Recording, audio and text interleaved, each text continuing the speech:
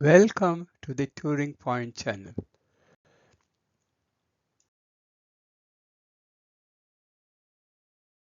I am Tiru Arthanari. This video contains some definitions and preliminaries. I assume that the reader is familiar with the basics in convex analysis, linear programming, especially flows in network, graph theory, combinatorial optimization, and an introductory knowledge of computational complexity theory. However, you may please refer to these slides when you need to clarify some definition, notation, or concept assumed in these videos.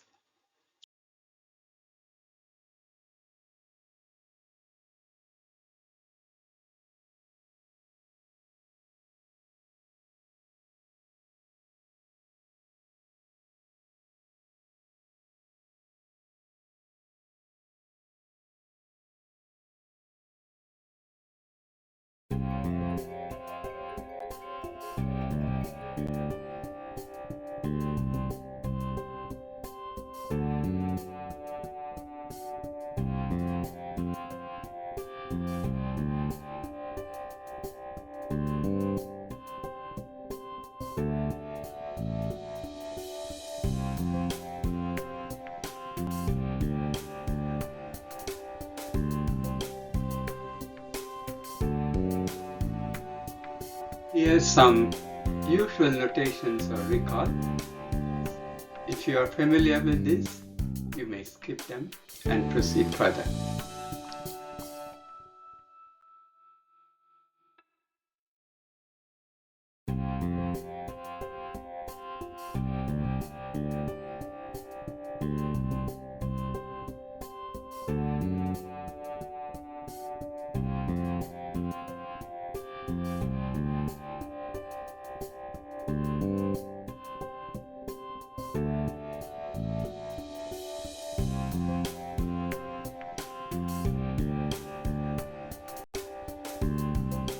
Next few slides are on graph theory.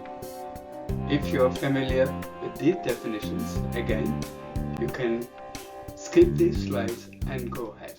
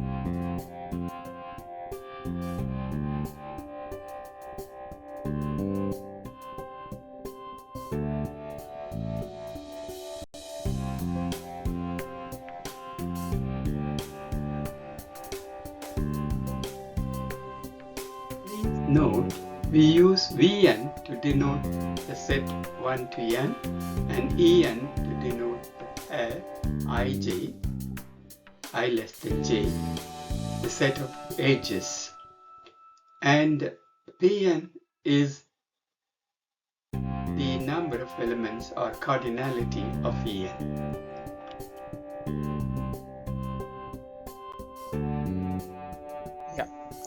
Here we have the definition of an edge label. Given an edge ij, we have the label Lij given by P suffix j minus 1 plus I, where P suffix j minus 1 is actually the number of edges in Ej minus 1. This means edge 1, 2, 1, 3, 2, 3 belonging to E3 are labeled 1, 2, 3 respectively.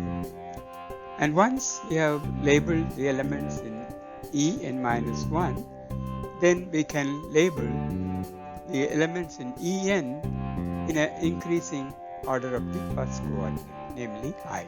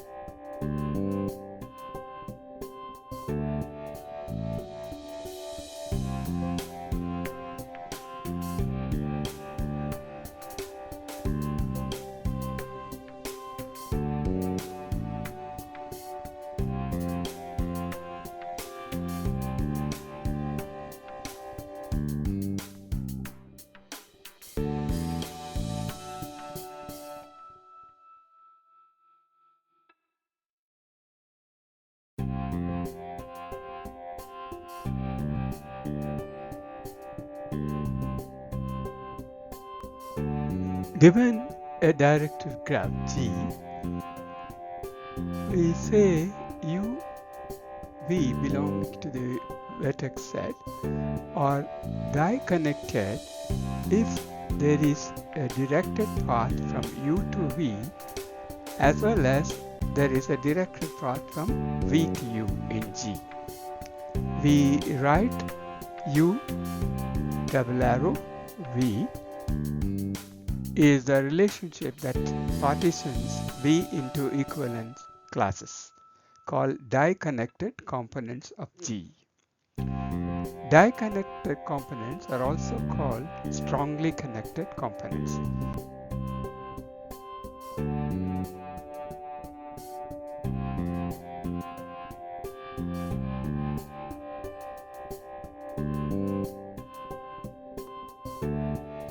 An arc E connecting U and V of G is called an interface if there are two diconnected components C1 and C2 of G such that U belongs to C1 and V belongs to C2.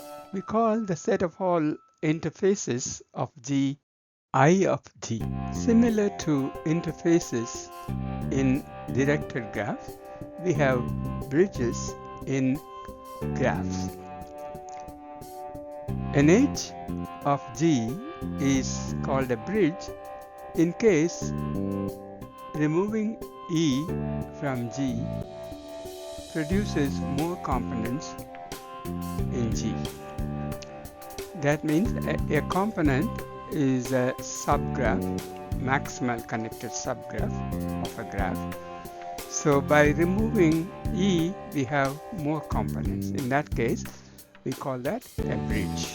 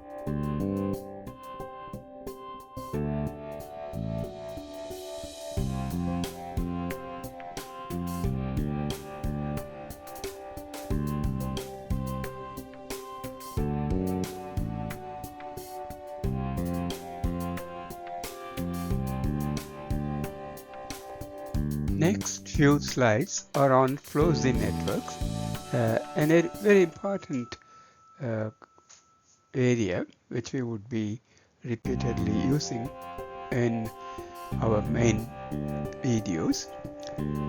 In this part, we will be considering some algorithms, applications, and key concepts which are important to understand flows in network. A network or flow network is a directed graph with capacities on edges, and these capacities limit the amount of flow that can go through the edge. Source and sink nodes are given. Amount of material passing through an edge is called the flow, and maximum flow an edge can handle is called the capacity. And generally we are interested in the flow from S to T, and each node in the network we would like to have the conservation of flow. That means the inflow, the total inflow, is equal to total outflow. That is, what flows into any node should go out of that node. This is exempted only for S and T, the source node and the sink node.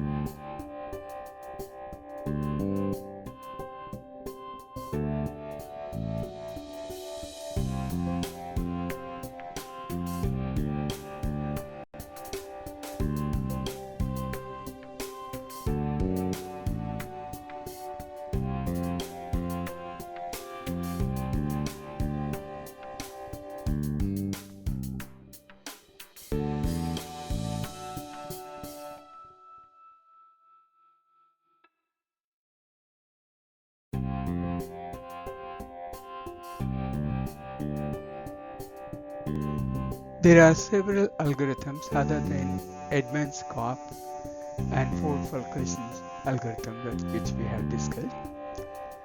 For our purposes, Edmonds-Karp algorithm is sufficient since we are only interested in showing the polynomial complexity of this problem.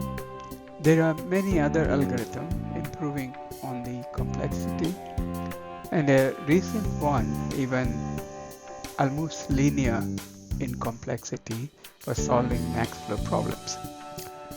And one important theorem in this area is the max flow min cut theorem. The maximum flow equals the capacity of the minimum cut, and this could be used to check whether a given flow is optimal.